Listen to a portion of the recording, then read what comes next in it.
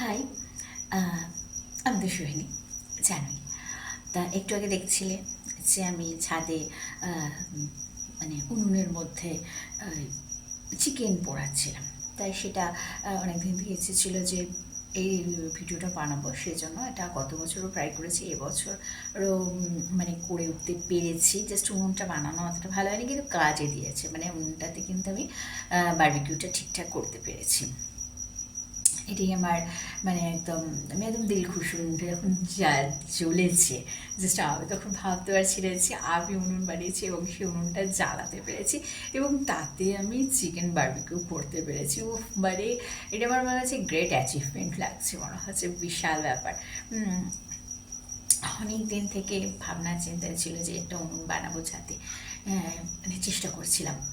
এতদিনে সেটা সাকসেস।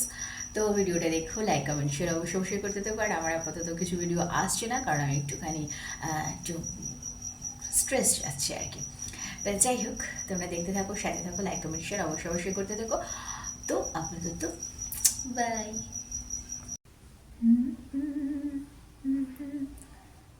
দিগন্তে কার করো আখি আখি জানে।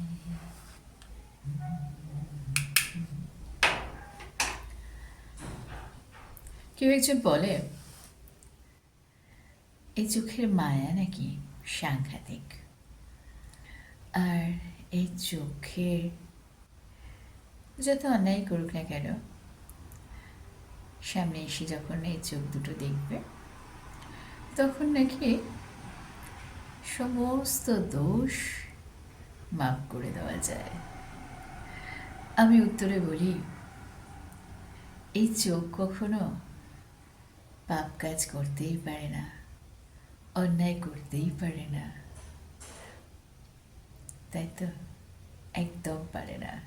একবার চোখের দিকে তাকিয়ে দেখো দেখি, এই চোখ কখনো কাউকে ঠকাতে পারে?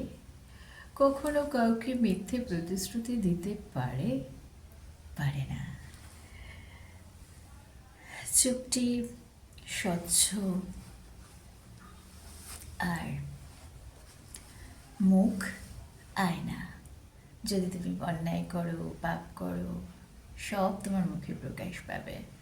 কখনো কি আমার মুখটা দেখে মনে হয় যে আমি অনেক অন্যায় করতে পারি, করেছি, পাপ করেছি? মোটেও না। আমি নিজে জানি আমি একদম এসব করিনি, করি না, করব না। মানুষকে যতটা সম্ভব হেল্প করতাম। এখন দেখেছি হেল্প করাটা মানে বাতুলতা, মানে বিলাসিতা।